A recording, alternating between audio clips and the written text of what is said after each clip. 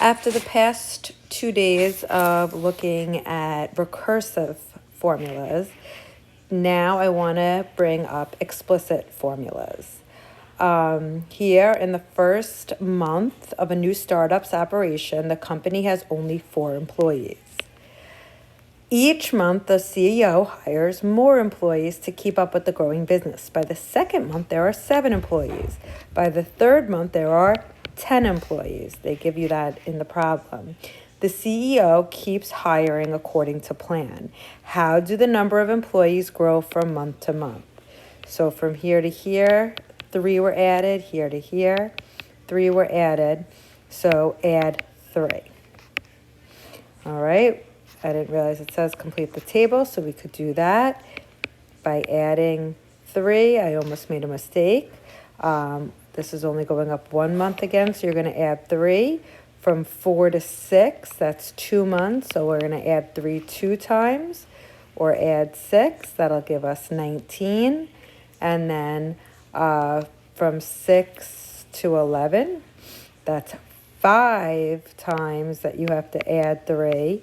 So we're going to add 15, which is going to give us 34. Okay? Then it asks to plot those points on the graph. So the month number is our X. They started it for us. And the number of employees is Y. So 3 goes to 10. 4 goes to 13. Month 6 is 19. And month 11 is 34. And you should recognize that these points all lie on a line. Okay, it didn't ask us to draw that line, it just asked us to plot the points. But by recognizing that, you should notice the points form a line. Assuming this pattern continues, how many employees will there be after 2 years, which is 24 months? Well, 11 months, there's 34. So how many more months is 24 months? Is 13 more months that you're going to add 3. So add that to the 34 there was in month 11, so I'm just using the last ordered pair. I could have started from the beginning as well. And you're going to get 73. Can you write a rule and then check to make sure your rule works? So today, when we're talking about, I forgot this link wasn't going to work. When we talk about sequences like this one that's going up by a common difference, we have a common difference of 3, and it had a first term of, the first term is 4. If you click on that, it's going to bring you to our formula sheet for the regions, and we use this formula in Algebra 1 also. It's your arithmetic sequence, which was discussed on Monday's lesson. Some of the teachers in your room mentioned this formula. A sub n equals a sub 1 plus n minus 1 times d. So the most important part of this is that you understand that n is always the term number. So to get any term in an arithmetic sequence, you could take the first term. What was the first term again? 4. Oh, I have it right here. And add the term minus 1 times the common difference, in this case 3. Okay, like here, when I wanted to find the 24th term, I had to multiply 13 times the 3 to, in this case, the first term was 34.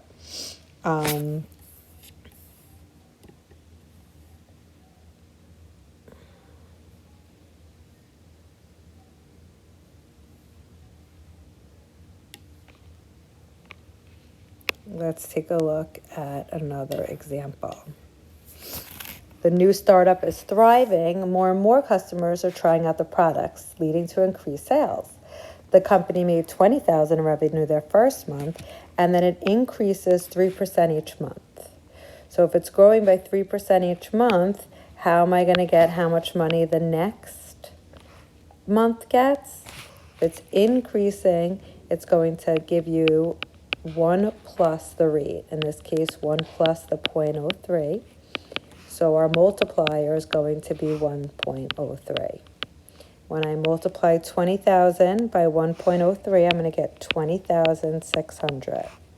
Multiply that by 1.03. Here we keep going up just 1 month. 21,218. And again, we only have to multiply by 1.03 one time because it's just going up 1 more month. 854.54. Is the revenue increasing by the same dollar amount each month? How do you know?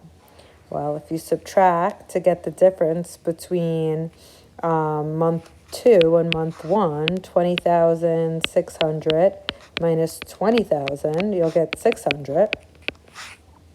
If I take what we got month 3 and subtract what we got month 2, I get a difference of 618. So are they the same?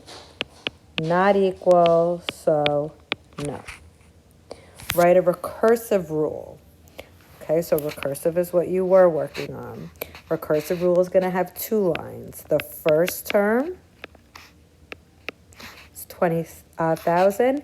The next term is the previous term times 1.03. So I'm going to put 1.03 and then a sub n minus 1 right next to it, which means that to get the next term, you have to multiply 1.03 times the previous. Predict the company's revenue in month 11. So you're going to have to keep multiplying by 1.03 until you get to the 11th month. If you do that, and you keep going from month 4 all the way to month 11 and keep multiplying by the 1.03, you'll get $26,878.33. And here's the scatter plot for this data. And this, if I tried to draw a straight line through this, it's not going to work because this is not a linear pattern. This is exponential.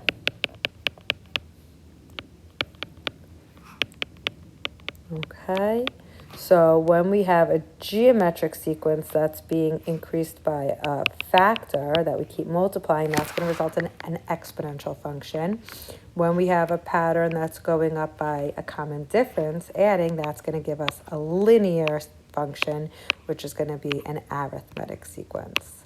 Okay, I'm going to do this note card and then I'll end this video and make another video with the rest. I believe 65 is this note card. An arithmetic sequence has a common difference of D. So the rule, how it's written on the reference sheet, is in terms of the first term.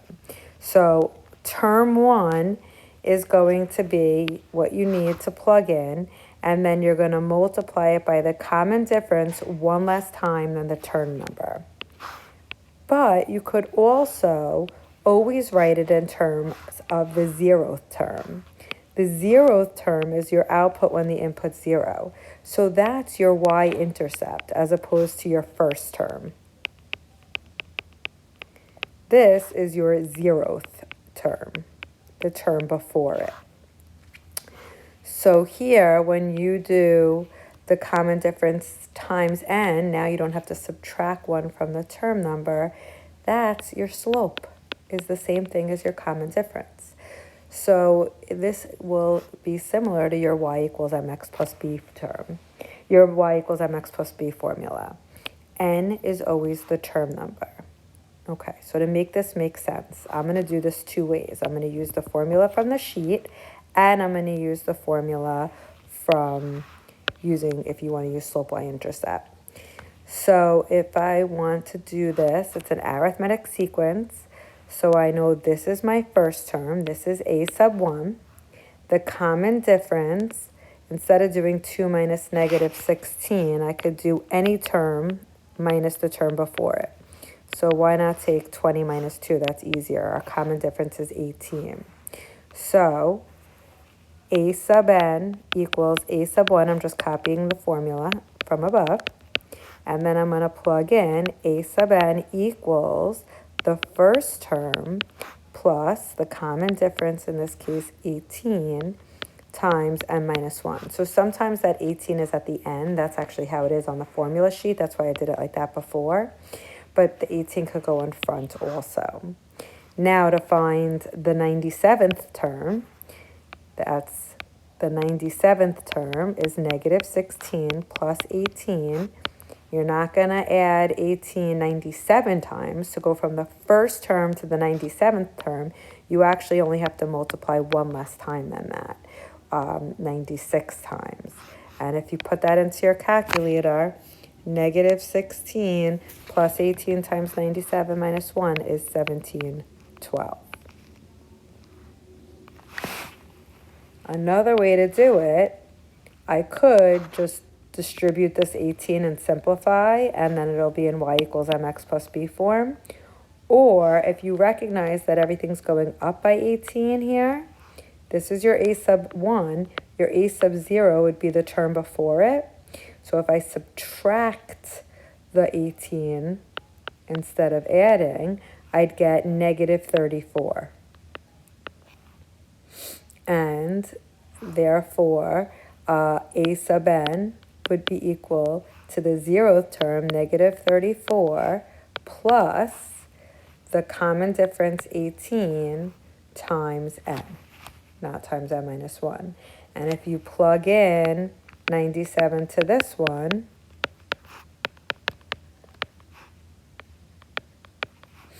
from the 0th term, you would have to add 18 97 times.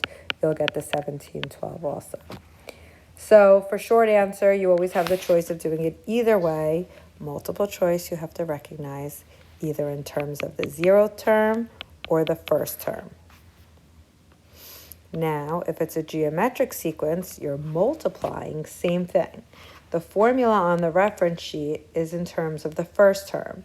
So the coefficient is the first term, a sub 1, and you're going to multiply by that common ratio one less time than the term number.